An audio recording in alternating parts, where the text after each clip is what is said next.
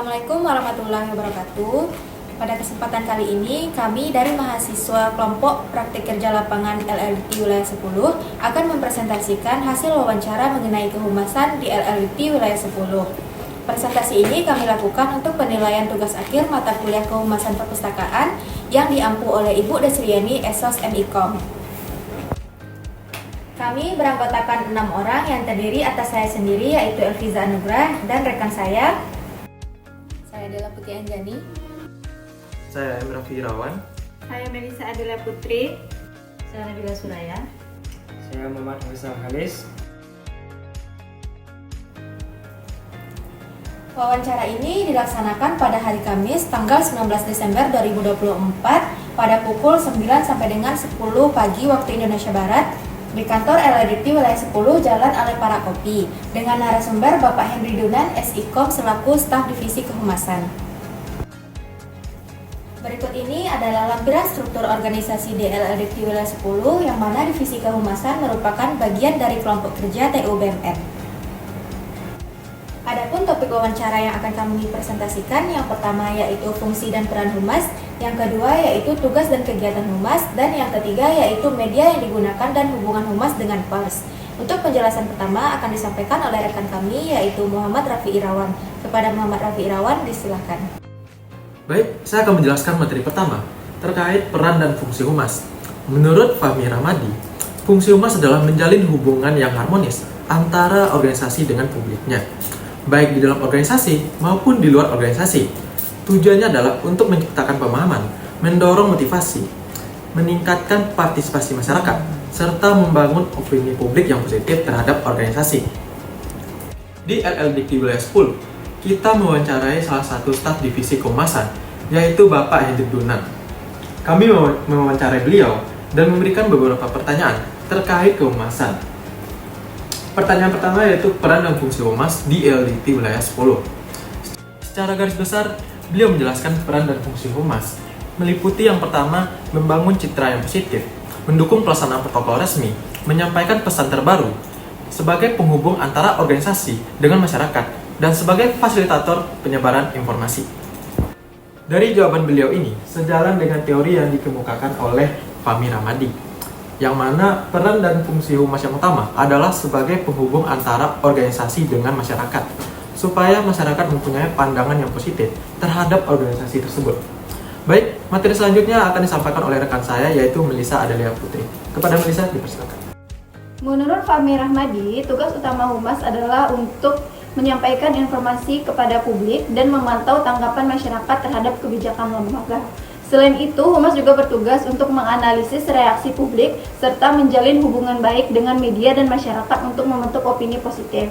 Berdasarkan wawancara dengan Bapak Henry Dunan, humas di LLDT memiliki peran penting baik secara internal maupun eksternal. Dari tugas internal, LLDT mempunyai tugas dan kegiatannya. Yang pertama, membentuk reputasi positif organisasi. Kemudian yang kedua adalah memberi informasi kepada staf internal seperti menyampaikan kebijakan kenaikan pangkat dosen melalui situs web resmi LLDT Wilayah 10. Adapun tugas dan kegiatan eksternal humas LLDT Wilayah 10, yang pertama adalah komunikasi kebijakan, yaitu menyampaikan kebijakan organisasi kepada masyarakat dalam bentuk konten digital, infografis atau publikasi seperti berita dan video untuk media sosial. Kemudian yang kedua adalah mengelola dokumentasi, yaitu mengelola informasi resmi dan membuat konten digital berupa berita, infografis, dan video. Yang ketiga adalah mengelola acara dan keprotokolan yang menyelenggarakan acara kampus seperti acara wisuda, seminar, kuliah umum, dan menjalankan keprotokolan resmi sesuai dengan peraturan yang berlaku, yaitu Undang-Undang Nomor 9 Tahun 2010 tentang keprotokolan. Hal ini mencakup pengaturan tentang tata tempat, tata kehormatan, dan tata upacara.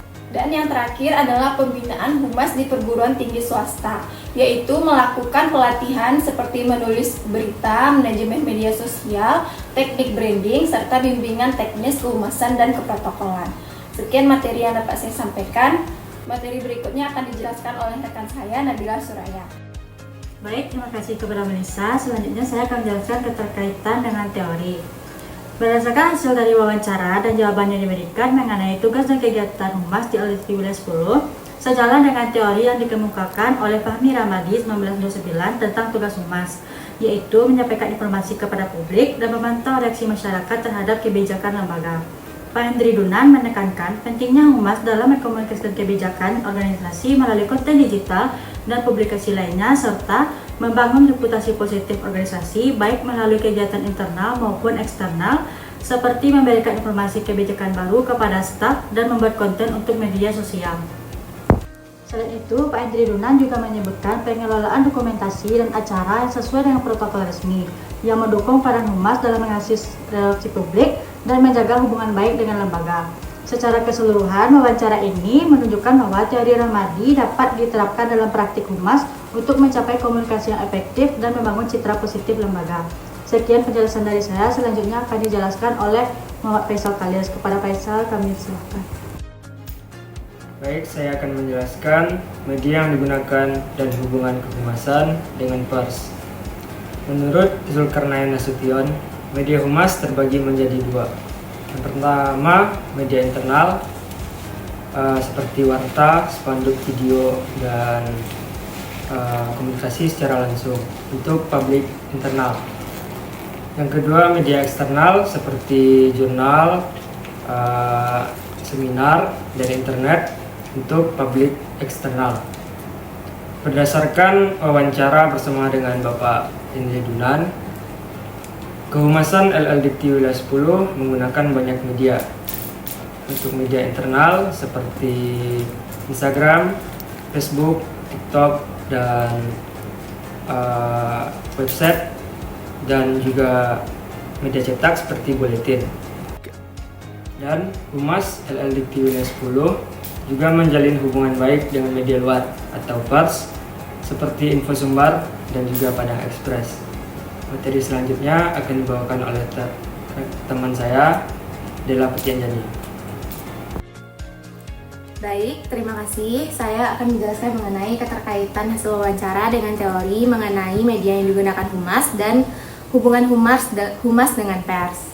Yang mana keterkaitan tersebut antara teori yang dikemukakan oleh Zulkarnain Nasution dengan hasil wawancara yang dikemukakan oleh Pak Hendri Dunan, yakni sama-sama membagi media humas menjadi dua bagian, yaitu internal dan eksternal. Yang mana Zulkarnain menyebutkan media internal terdiri atas buletin, papan informasi, dan komunikasi tatap muka. Lalu Pak Hendri Dunan juga mengatakan bahwa humas menggunakan media internal, yakni media yang dikelola sendiri oleh Kehumasan LLDT Wilayah 10, yakni media sosial seperti Facebook, TikTok, Instagram, dan lain-lain, dan website resmi LLDT Wilayah 10. Selanjutnya untuk media eksternal, Zulkarnain menyebutkan ada media jurnal dan pameran, sedangkan Pak Hendri Dunan menyoroti bahwa media eksternal yang digunakannya adalah bekerja sama dengan pers, yaitu Info Sumbar dan Padang Express. Sekian penjelasan dari saya mengenai keterkaitan hasil wawancara dengan teori. Saya kembalikan kepada moderator. Jadi, kesimpulan dari hasil wawancara tersebut adalah humas memegang peran penting dalam menjalin hubungan harmonis antara organisasi dan masyarakat, baik secara internal maupun secara eksternal. Di LLDT Wilayah 10, humas berfungsi untuk membangun citra positif, mendukung pelaksanaan protokol, menyampaikan informasi, dan menjadi penghubung antara organisasi dan masyarakat. Selain itu, mereka juga melakukan kegiatan seperti menyebarkan informasi, mengelola acara resmi, membuat konten digital, serta membina humas perguruan tinggi swasta. Humas LLDT Wilayah 10 juga memanfaatkan media internal seperti media sosial, situs web, dan buletin, serta media eksternal seperti Info Sumbar dan Padang Express untuk mendukung komunikasi. Pendekatan ini sesuai dengan teori-teori kehumasan dari Fahmi Ramadi dan Zulkarnain Nasution yang menekankan pentingnya analisis reaksi publik dan penggunaan media secara efektif. Secara keseluruhan, fungsi dan tugas di Humas LLDT Wilayah 10 terbukti berhasil diterapkan untuk membangun komunikasi yang efisien dan citra positif lembaga di mata masyarakat. Sekian presentasi dari kelompok kami. Apabila ada kekurangan dan kesalahan kata, mohon dimaafkan. Kami ucapkan terima kasih dan kami akhiri dengan Wassalamualaikum warahmatullahi wabarakatuh.